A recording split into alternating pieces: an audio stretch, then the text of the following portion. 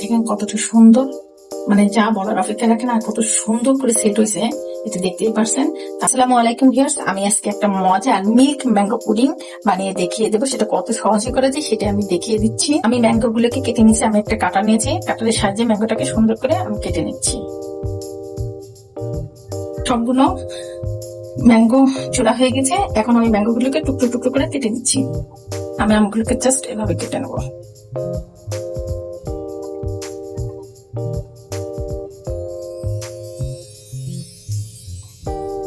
আমার সবগুলো ম্যাঙ্গো কাটা হয়ে গেছে, এখন আমি দুধটাকে করে নেবো। এখন চুলায় চলে যাই। তো ভিউয়ার্স, আমি একটা পাতিল নিয়েছি, আর পাতিলের ভিতরে আমি এখানে 3 কাপ পরিমাণে দুধ নিয়েছি, একদম লিকুইড গরুর দুধ। এখানে নিয়েছি পরিমাণ মতো আগার গুড় পাউডার 2 চামচ পরিমাণে, পরিমাণ মতো চিনি নিয়েছি। আপনার যতটুকু চিনি লাগবে ঠিক ততটুকু পরিমাণে চিনি দেবেন, ব্যাস, আমার আর কিছু লাগবে না। আমি জালটাকে জ্বালিয়ে দিব। তো ভিউয়ার্স, আমি জালটাকে অলরেডি জাল দিয়ে নিয়েছি, এখন দুধটাকে বলক আসা পর্যন্ত আমরা অপেক্ষা করি।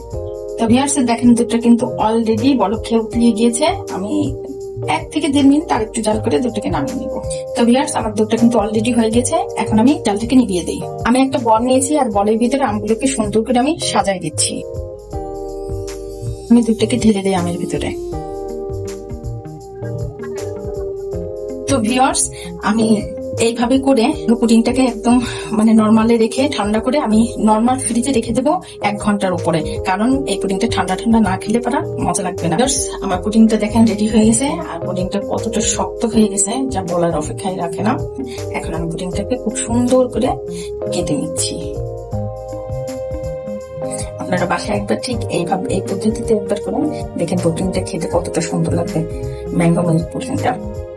আপনারা যদি আমার চ্যানেলে নতুন হয়ে থাকেন, প্লিজ আমাকে লাইক কমেন্ট শেয়ার করবেন, আর কমেন্টস করে জানিয়ে দেবেন আমার রেসিপিগুলো আপনাদের কাছে কেমন লাগে।